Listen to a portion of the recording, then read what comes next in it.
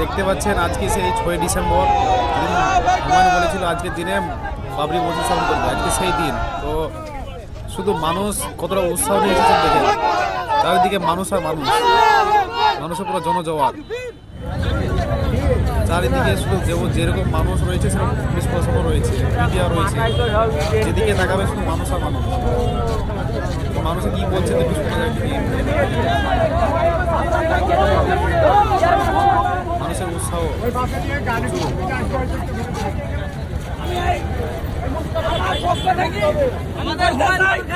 মমতা আগামী ইলেকশনে জানে ও সাসপেন্ড মমতাই জানে নিজে হয়ে যায়, এটাই আমার রাখছি।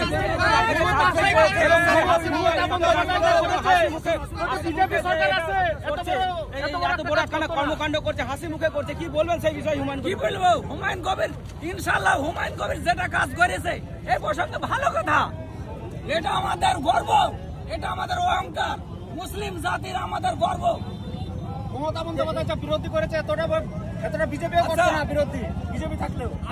আমাকে এটা রেখে দেন, আমি এটা ওখানে নিয়ে আসছেন। ঈদ আমি নদিয়া আমার বাড়ি, করিমপুর থানা ভেঙে 4টি থানা হয়েছে, ঠিক আছে? একটা হচ্ছে থানার বড় থানা, আর একটা হচ্ছে হুগলি বললাম গুগলবেড়িয়া। কিছু বলতে চাও? কিছু বলতে চাও বলো। আর একটা হচ্ছে মুরিটা থানা। আমি ওই থানার বড় থানার আন্ডারে থেকে এসছি। যে হুমায়ুন কবিরকে দল থেকে বহিষ্কার করার পরেও হাসি মুখে তিনি এই যে কথাটা বলেছেন, যে কথাটা দিয়েছিলেন যে সাধারণ মানুষকে আমি বাড়ি মসজিদ করবো, এই কথা রাখছেন। তার জন্য হুমায়ুন কবিরকে কি বলবেন, আগামী দিনে কি বলবেন তাকে?